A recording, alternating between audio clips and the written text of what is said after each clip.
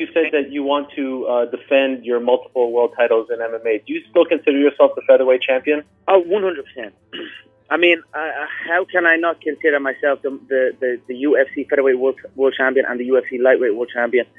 The current UFC featherweight world champion is Max Holloway, a man who I dismantled, and then the former was Jose Aldo. I mean, I still reign supreme over that division. And then also the 155 pound division, I know there's talks of an interim belt. I had only won that belt, and literally a month later there was an interim schedule. So, but you know, it is what it is. Everyone knows I am the multiple weight world champion of the UFC's featherweight division and lightweight division, and I look forward to going back and continuing where I left off. On Monday, your former sparring partner, Paulie Malignaggi, said that he is trying to fight you. That's his intention. He would like to fight you. I'm wondering if this is something that you're interested in. I know you're focused on August 26th, but even lines came out today listing you as the underdog by Bovada in this fictitious fight. Is this of interest to you at all? Look, Ariel, tell the kid to join the queue.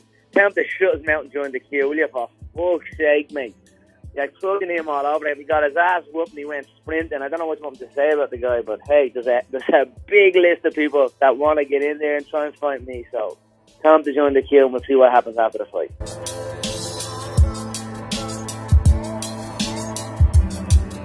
Yeah, I mean, there's tons of big fights that I've been involved with, but obviously nothing as big as this.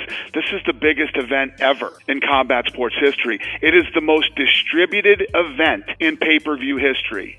You can get this fight anywhere. This thing is on in like over 200 countries on pay-per-view, and you know, boxing usually doesn't do a lot of digital. You know, you can buy this thing through UFC.tv, through the Showtime app, Amazon, Sony, Apple, etc. You know, you can buy this thing. If you're in Manhattan or you're on a desert island somewhere, if you have Wi-Fi, you can buy this fight. It's tracking right now to be the largest commercial pay-per-view ever done in the history of pay-per-view. It's the most distributed pay-per-view event in history.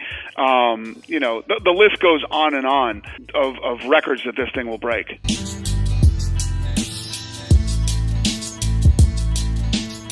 How are you feeling?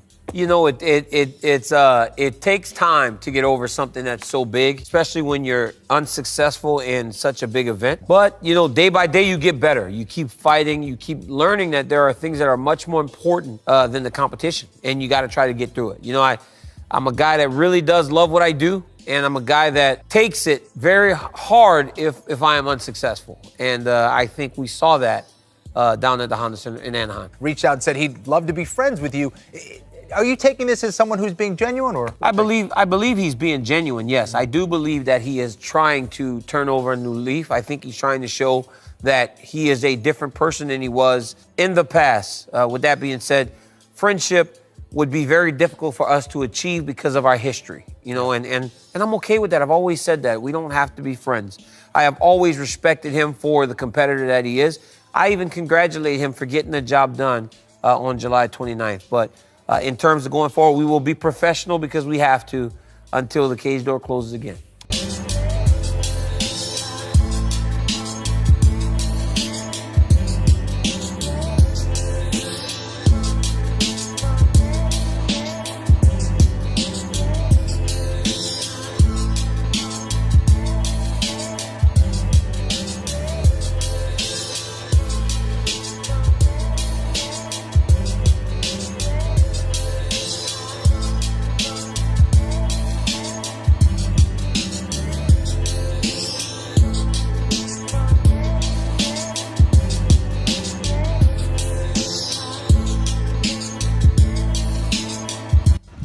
So I just signed the bout agreement to fight George St. Pierre, Madison Square Garden, November 4th. Georgie Porgy also mustered up the courage to sign his. So the fight is official, Madison Square Garden, November 4th. I'll see you there. And still, Huntington Beach, on a run, losing pounds, getting in shape. Have a good one. See you there, guys. Silky Beach.